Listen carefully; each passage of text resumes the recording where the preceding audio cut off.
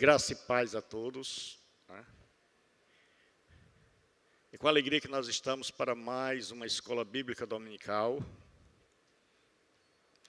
onde nós vamos estudar hoje a parábola das 10 virgens. Né? Então, hoje nós vamos estar estudando a parábola das 10 virgens.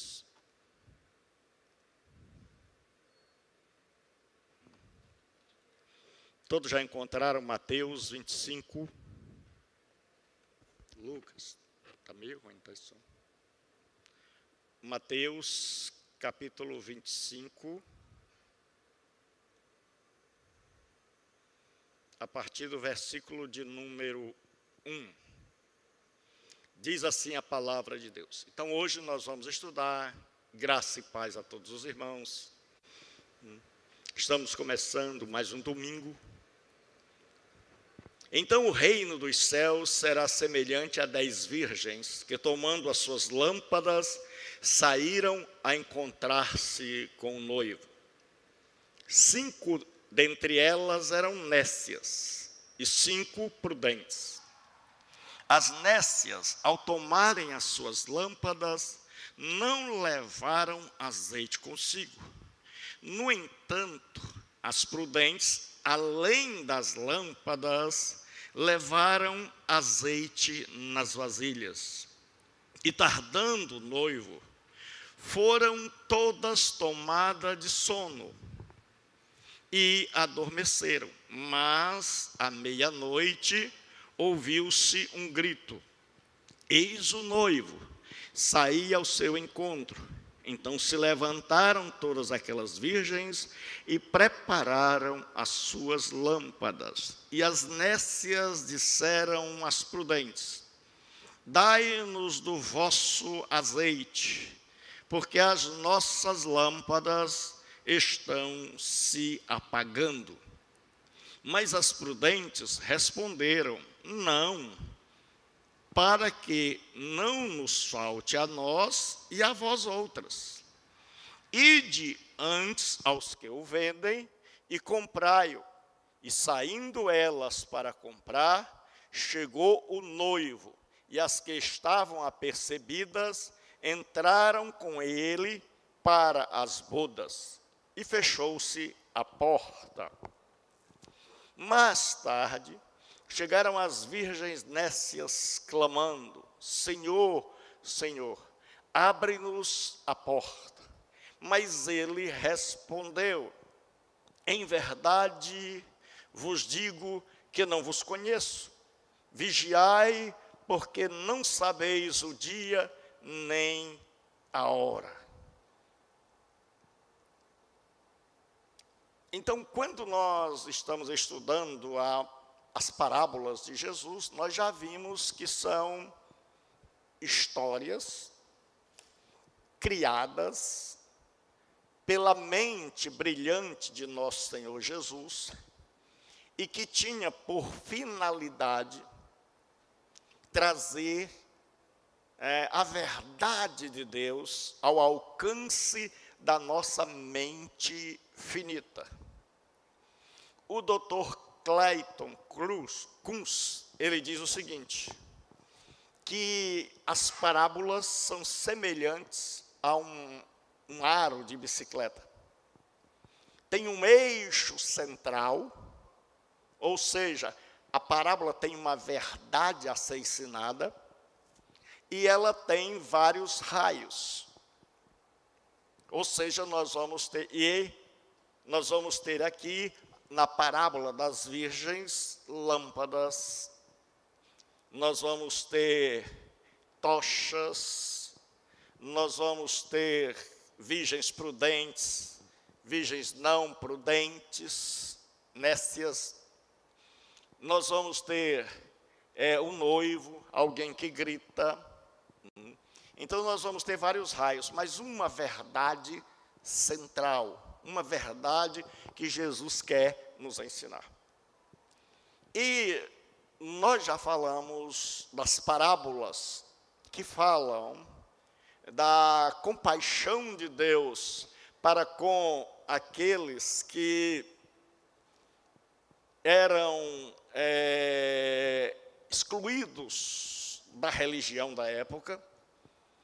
Nós já vimos as parábolas que mostram a rejeição do Messias, e nós vamos começar agora, essas 3 últimas, as parábolas da última hora. Quando Jesus ele chega para mim, para você, e ele diz: olha, a hora chegou. Nós estamos vivendo o tempo do fim, como diz o hino.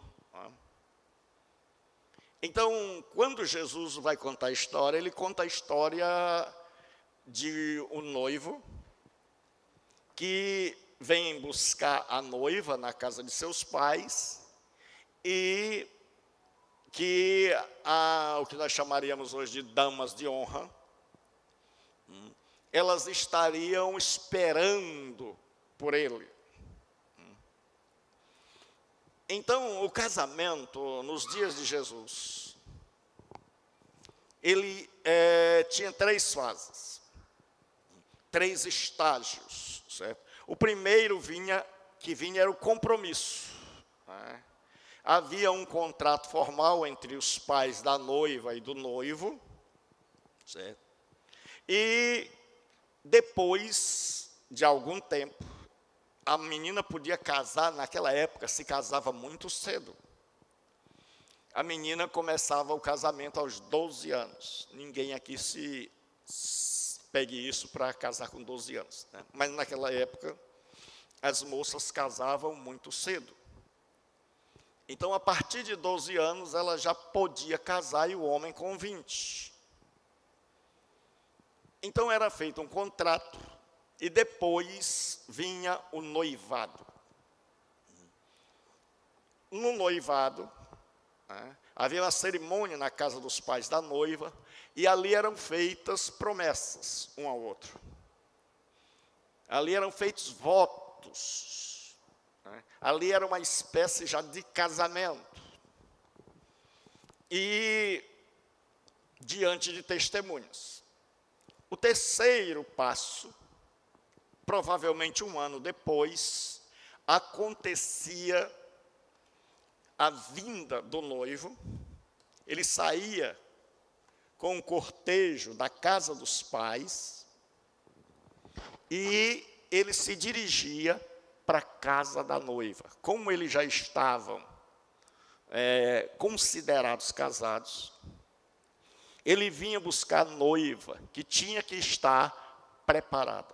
Enquanto isso, nesse ínterim, nesse período, o pai da moça, ele tinha o cuidado de tomar conta da sua filha, para quando o noivo viesse, ele pudesse entregá-la virgem, pura e imaculada. É por isso que o apóstolo Paulo, sabendo da cultura dos seus dias, ele diz que ele, como um pai espiritual, vela pela igreja para entregá-la sem mácula nem ruga. Então, Jesus vai contar a história e não vai aparecer aqui a noiva.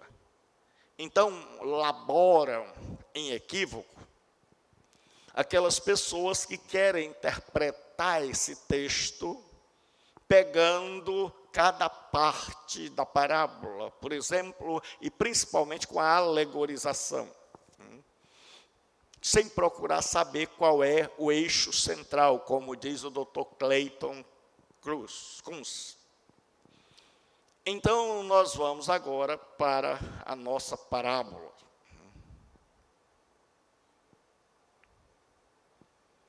O contexto escriturístico, que é o que nós vamos ver agora. Antes desta parábola, nós temos 3 parábolas. E depois dela, nós temos mais 2. Na primeira, que vai do 24, 42 a 44, Jesus, ele mostra, adverte sobre a imprevisibilidade. Jesus vem numa hora que as pessoas não pensam. A segunda mostra que é exigido mais do que uma vigilância passiva. Deve haver um comprometimento considerado aceitável pelo mestre. E a terceira é esta. Agora, qual é a verdade central desta parábola? Ela enfatiza a necessidade da preparação em face da inesperada longa demora. Depois desta, nós teremos mais duas parábolas, que são as parábolas dos talentos, são as parábolas da última hora, e as parábolas onde Jesus vai separar os bodes das ovelhas. Então, como é naquela época? Para que a gente entenda os evangelhos eles foram escritos mais ou menos 20 anos depois da ascensão de Jesus Cristo. Isso para nós que somos ortodoxos. Para outros, eles foram escritos muito mais tarde. Mas, quando Jesus fala com o seu povo, ele diz o seguinte: olha, eu estou voltando. E quando o povo fica esperando Jesus para aquela época, as pessoas com os acontecimentos diferentes, díspares do que Jesus tinha dito. Porque ao invés da vinda de Jesus, a igreja está aguardando a vinda de Jesus. Vêm os romanos, no ano 70, com Tito e Vespasiano, e destroem a cidade de Jerusalém. A igreja é perseguida, muitos são mortos nas arenas, muitos têm suas propriedades e bens confiscados. Então começa a surgir a pergunta sobre a vinda. Todos começam a sonhar com a vinda do Senhor Jesus. Porque é gente que está sofrendo, é gente que sonha também com o reino de Deus. Mas Jesus até agora não vem, e o povo começa a pensar: e aí? O que vai acontecer? Por que até agora o Senhor Jesus não veio? Por que nós estamos aguardando a vinda do Senhor? E por que Ele não vem? E tudo isso está nos sobrevendo. Então, os escritores do Novo Testamento pegaram a pena e, sob a inspiração de Deus, eles começaram a escrever para alertar aquele povo, para trazer respostas àquele povo que precisava de respostas. E aí nós vamos ver qual é a teologia da parábola, qual é o ensino central. Então, entre uma vinda do Senhor e outra, entre a sua primeira e a segunda vinda, que é chamada no grego de parousia, vai haver um intervalo. E a teologia da parábola é o ensino sobre a importância da preparação da vida espiritual diante da aparente demora da parousia, ou da segunda vinda. Então, o objetivo de Jesus aqui é dizer: olha, vocês precisam estar preparados, porque eu vou demorar, mas eu virei como vem o noivo, numa hora em que vocês precisam estar esperando, numa hora em que vocês precisam estar preparados. Ele diz: enquanto eu vou e venho, é o tempo de cada cristão preparar-se para a minha vinda. Vocês devem estar preparados para a minha vinda. Mas surge a pergunta: pastor Gilberto, Jesus disse que nós devemos estar preparados, acordados para o dia da sua vinda. E Paulo, ele diz: quer dormamos, quer estejamos vivos, somos do Senhor. Então Paulo diz que nós, ou dormindo ou vivos, somos do Senhor. No texto de Paulo, essa palavra dormir é um eufemismo. É uma maneira de você suavizar, abrandar, quebrar um pouco a força de uma palavra muito forte, que era morrer. Então Paulo diz, quando Paulo diz, quer dormamos, quer estejamos acordados, somos do Senhor, ele está falando daqueles que já morreram em Cristo, que são do Senhor. Dormir ali é morrer. E está acordado é a igreja viva, chamada de igreja militante. E a igreja que já morreu é chamada de igreja triunfante. Quando Jesus voltar, essas duas partes da igreja, a igreja que está hoje na peleja, e a igreja que já venceu, que virá com Jesus, nós nos reuniremos e seremos uma igreja só. É tanto que na próxima revista eu vou escrever sobre a igreja, porque, por mais estranho que pareça, uma das doutrinas menos conhecidas por nós é a doutrina da igreja. Então nós vamos agora para a interpretação da parábola. Nós vamos dividir em 3 partes, certo? A espera da vinda do noivo. Nesta parábola nós vamos ver 2 grupos com semelhanças e diferenças. E nós vamos começar pelas semelhanças. E antes de tudo, queria lhes falar uma coisa. No Evangelho há uma similitude, uma certa semelhança entre o falso e o verdadeiro. Por exemplo, nós vamos ver Jesus falando da casa na rocha e da casa na areia. Havia uma semelhança, mas havia algo invisível, que era o alicerce, que nenhum de nós podia ver. Então você olhava de fora, você via 2 casas.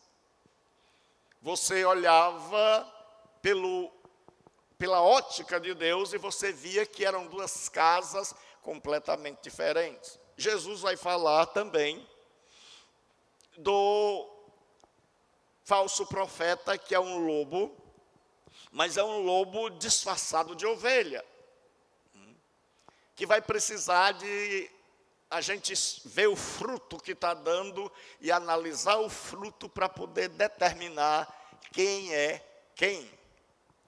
Nesta parábola também nós temos as semelhanças. Jesus diz, então o reino dos céus. Então quase todas as parábolas, para não dizer todas, elas são ensinos sobre o reino dos céus. Um dos maiores problemas da interpretação bíblica é a gente saber o que é o reino dos céus.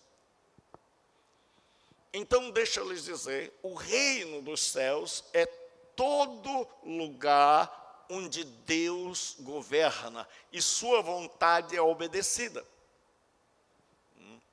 O reino de Deus é todo lugar onde Deus governa e sua vontade é plenamente obedecida. Na oração do Pai Nosso, Jesus diz, venha a nós o teu reino, seja feita a tua vontade, assim na terra como no céu. Então, no céu, o reino de Deus é pleno. No céu, o governo de Deus é pleno. Mas este governo irrompe na terra, o rei vem, e o rei é Jesus Cristo. E quando Jesus vem, agora ele começa a chamar a mim e a você para o reino. Ele começa a chamar a humanidade para o seu reino, para que ele seja o Senhor de nossas vidas e para que nós o obedeçamos. Então ele estabelece no Sermão do Monte as leis do reino. nas parábolas do capítulo 13, ele mostra como é o reino. Então Jesus está chamando pessoas para se submeterem ao seu governo, que Mateus chama de reino dos céus, porque ele não quer chamar reino de Deus, porque os judeus têm problema com o nome Deus. Então Mateus prefere a expressão reino dos céus, Basileia tu uranu, reino dos céus. Então nós vamos ver que havia semelhanças. Quais eram as semelhanças? Todas eram virgens, todas tinham lâmpadas, todas saíram, provavelmente da casa da noiva, e todas queriam encontrar um noivo. Então havia uma semelhança. Então o reino dos céus será semelhante a 10 virgens. Nunca se deve, ao interpretar a parábola, procurar saber assim, por que 10? Por que elas tinham que ser virgens? Qual o significado das lâmpadas? O que significa saíram? O que significa encontrar? Porque senão a gente vai se perder. Então lembre-se que é uma história para falar da necessidade de estarmos preparados por ocasião da segunda vinda. Então Jesus elabora uma história para nos ensinar sobre a necessidade da preparação diante da sua segunda vinda. Então estas mulheres tinham semelhanças, mas elas tinham também diferenças. Elas tinham as prudentes e tinham as nécias. Diz assim, 5 dentre elas eram nécias, insensatas, loucas. Não levaram azeite consigo. Então veja, preste bem atenção, não levaram azeite consigo. O que faltava a elas? Azeite. O que faltava-lhes? Azeite. Elas não levaram azeite, porque muita gente imagina que elas tinham levado azeite. Mas o texto diz claramente que elas não levaram azeite. Então elas não tinham azeite. No entanto, as prudentes, além das lâmpadas, então o que quer dizer isso? Que as nécias levaram apenas as lâmpadas. Levaram apenas as lâmpadas. Que existe um debate que eu acho muito irrelevante sobre como seriam estas lâmpadas. Alguns acham que eram aquelas lâmpadas pequenas que cabiam na palma da mão, feitas de barro, mas é improvável. É bem provável, como diz Joaquim Jeremias, que as lâmpadas fossem tochas. Então, naquela época, eles pegavam uma vara, enrolavam tecidos ou qualquer outra coisa que queimasse, e eles saíam, principalmente quando era em campo aberto, em lugar aberto. Então é bem provável que seja essas. E essas tochas, elas precisavam de hora em hora, de tempo em tempo, de serem molhadas com azeite para continuar iluminando. Então você levava uma vasilha pequena com óleo e você ia sempre, quando a lâmpada começava a querer se apagar, você tinha óleo, você colocava mais óleo.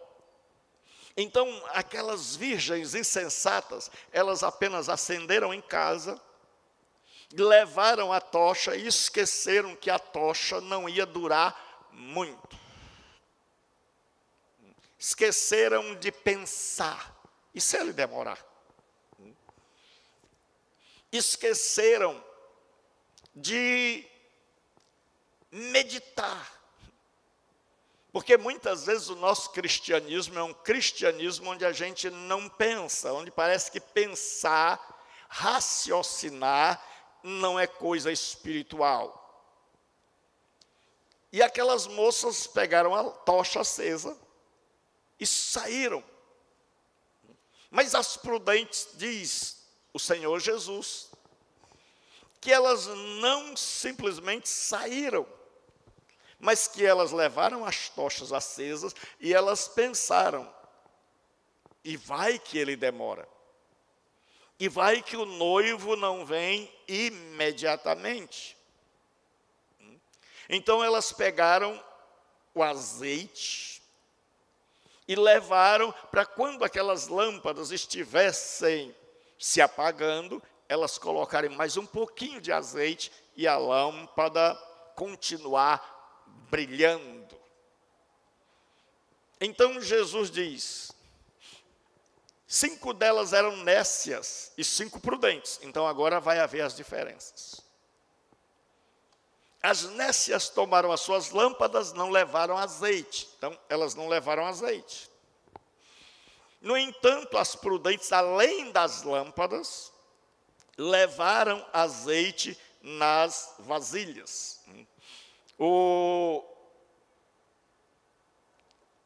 Olha o que esse autor aqui ele diz, é o D.A. Carson.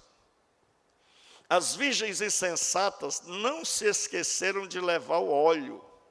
Antes, a demora do noivo mostra que elas não levaram o suficiente. A demora de Jesus fez com que elas percebessem, nós trouxemos somente a lâmpada, mas nós não trouxemos óleo suficiente para a vinda de Jesus. Aí ele diz assim, em um sentido real, é a demora do noivo que distingue as virgens sensatas das insensatas. E a demora, com a demora da vinda de Jesus, muita gente tem negligenciado sua vida espiritual.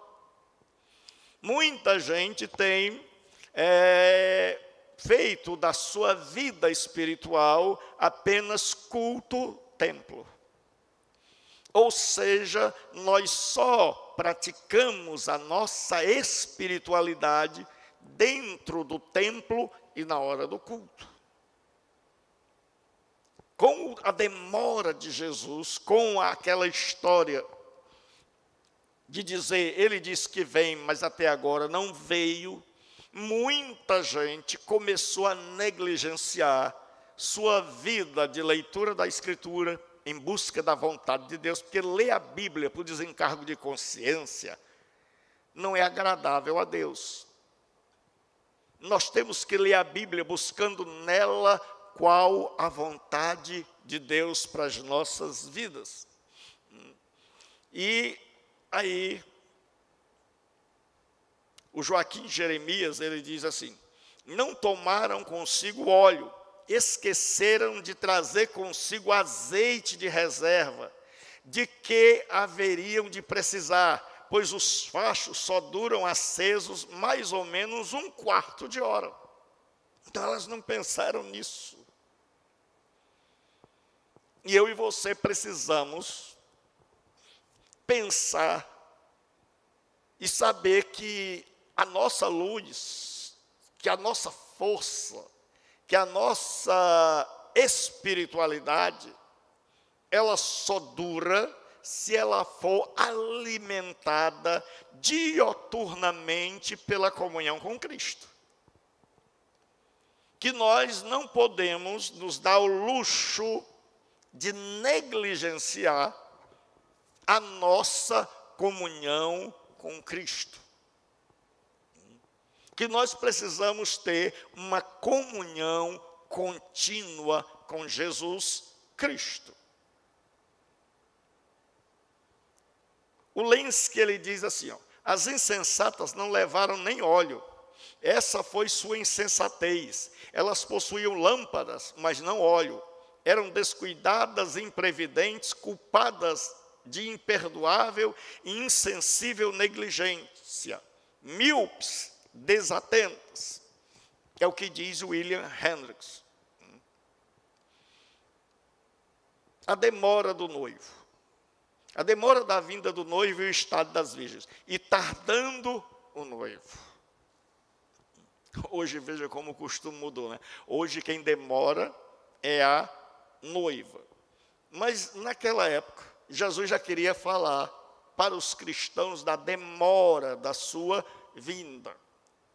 Que não seria uma vinda, ele sobe e desce imediatamente. Mas que havia um certo intervalo.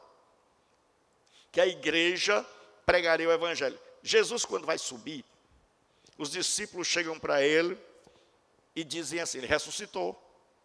Passa 40 dias, ele vai subir. E aí os discípulos perguntam,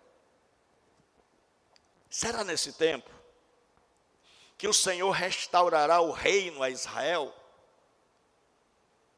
E aí Jesus olha para os discípulos, eles estão esperando para agora. E eles não percebem que haverá um espaço onde nós temos que fazer a nossa parte. E aí Jesus diz, não vos compete saber os tempos em que o Pai reservou segundo a sua própria vontade. Mas recebereis poder ao descer sobre vós o Espírito Santo e ser-me-eis testemunhas em Jerusalém, toda a Judéia, Samaria e até os confins da terra. Então Jesus disse, a tarefa de vocês estão querendo o reino para agora. Mas o reino só virá quando vocês tiverem levado o evangelho até os confins da terra. Então, se nós queremos que Jesus venha, nós temos que fazer a nossa parte. Jesus diz, vocês estão muito interessados na minha vinda. Amém. Mas esse tempo é uma coisa que está guardado no coração do Pai. Ele já determinou o dia e a hora em que eu venho. E entre essa vinda, eu vou subir, e a minha descida para buscá-los, existe um intervalo onde vocês estarão ativos no mundo. Porque o Evangelho de Lucas vai mostrar o que Jesus começou a fazer. E o livro de Atos vai mostrar o que Jesus continua fazendo através da sua igreja. Então a igreja de Jesus tem o dever de levar o evangelho a todas as nações. Jesus diz, e este evangelho do reino será pregado no mundo inteiro, então virá o fim. Este evangelho será pregado no mundo todo, então virá o fim. O grande problema é que os maiores inimigos da Bíblia parece que são os intérpretes. Alguns intérpretes interpretaram o seguinte, que há uma distinção entre evangelho do reino e evangelho da graça. E que a igreja vai pregar o evangelho da graça, e quando nós formos arrebatados, aí os judeus vão pregar os 144 mil, vão pregar o evangelho do reino. Certo? Isso é um equívoco muito grande. Evangelho da graça e evangelho do reino são sinônimos, são termos intercambiáveis. Não existe essa história de evangelho da graça e evangelho do reino. Existe apenas um evangelho. Mas, pastor, e os quatro? São 4 maneiras distintas de contar um único evangelho. O mesmo evangelho contado por Mateus, contado de diferente maneira por Marcos, com objetivo diferente, por Lucas e por João, cada um segundo o seu momento. Então Jesus diz, vocês têm que evangelizar o mundo. E nós estamos vivendo tempos onde falta pregação do Evangelho. Onde as mensagens do Evangelho são mensagens de mútua ajuda ou de autoajuda. Onde você entra na internet e você vê somente mensagens de autoajuda. Então vamos continuar. Tardando o noivo, foram todas tomadas de sono e adormeceram, o que era comum.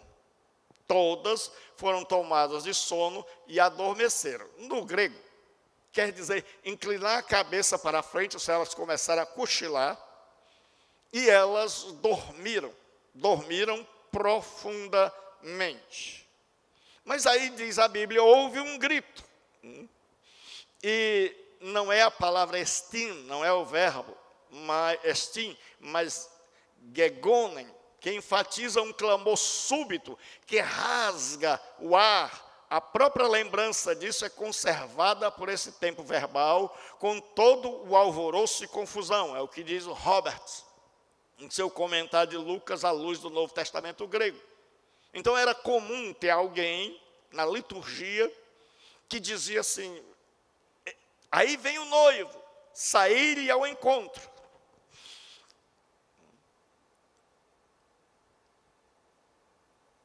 Então, a vinda do noivo revelará a grande diferença entre as virgens.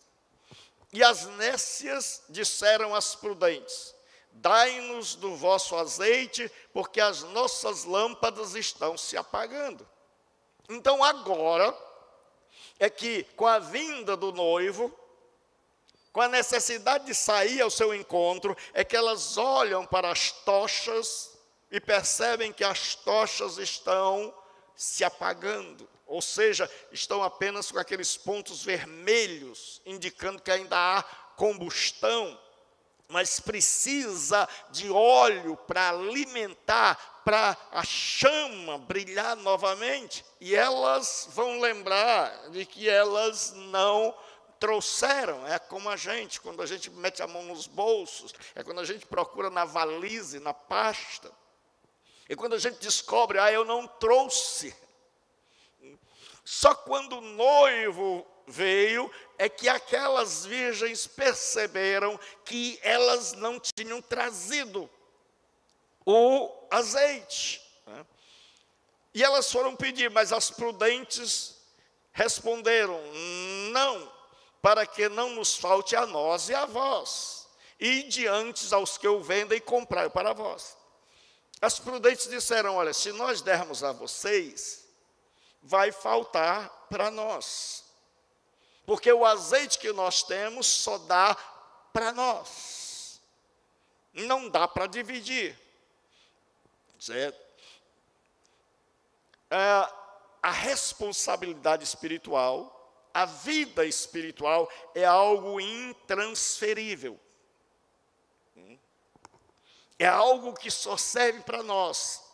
É algo individual. O marido não pode fazer nada pela esposa, o pai pelos filhos, nem os filhos pelos pais. A nossa vida espiritual diante de Deus é um cultivo nosso. Por isso, aquelas virgens não podiam dar o seu óleo para outras, porque se elas dessem, faltaria para elas. Então, elas tinham para elas, mas não tinham para dar para as outras. Então, a minha vida espiritual, a tua vida espiritual, é responsabilidade sua, minha. Eu já vi cristãos que, brincando, todos nós já devemos ter visto isso, brincando, dizem assim, eu vou ficar aqui perto do irmão Pedro, e quando Jesus vier, eu vou, nem que seja, agarrado na perna dele. Quem já ouviu essa brincadeira por aí? O pessoal não entendeu nada. É como diz o compadre Washington, sabe de nada, inocente. A pessoa não sabe que a minha preparação espiritual só serve para mim.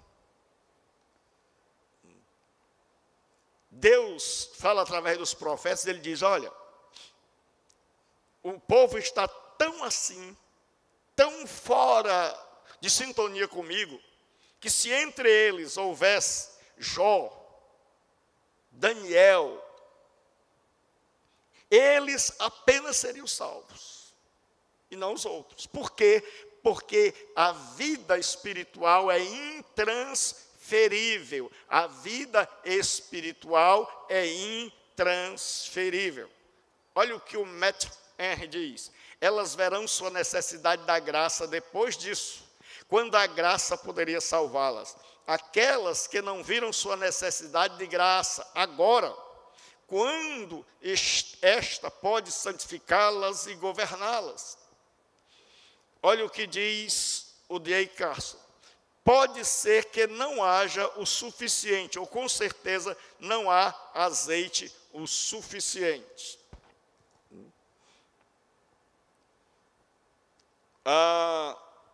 O Tasker, ele diz assim, a resposta deveria ser talvez menos polida e mais enfática. É assim, nunca daremos.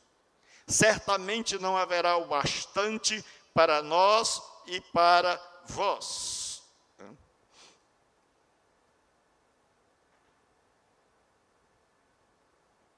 Então, vamos ver aqui, vamos para o final já. A vinda do noivo exporá o preço da negligência. Quando Jesus voltar, nós veremos quem negligenciou. E saindo elas para comprar. Então agora elas procuram ter o que nunca se preocuparam em ter. Não é assim que é a nossa vida. A gente vai sempre protelando. A gente vai sempre deixando para amanhã. A gente tem uma casa quase toda quebrada e a gente diz, amanhã eu conserto. Depois da manhã eu conserto. E aí a gente vai fazendo as famosas gambiarras. Então, o Russell Champlin, ele diz o seguinte, que elas parece que encontraram. Só que encontraram o azeite tarde demais. Quando elas foram comprar, o que aconteceu? Quando estas mulheres resolveram alinhar sua vida com Deus, quando elas descobriram que suas vidas não estavam alinhadas em sintonia com Deus, elas resolveram alinhar, mas já era tarde. Chegou o noivo, e as que estavam apercebidas, entraram com ele para as bodas, e fechou-se a porta. Então, naquela época, quando você tinha os convidados ideais, você entrava na casa do pai e da mãe, onde era feita a cerimônia de celebração das bodas, e aí fechava as portas para ninguém que não tivesse sido convidado entrar. Entraram para o banquete nupcial na casa dos pais do noivo, onde elas dançaram com seus fachos até eles se apagarem. Não vos conheço, é fórmula de rejeição, significa não quero saber de vocês. Aquelas noivas gritaram.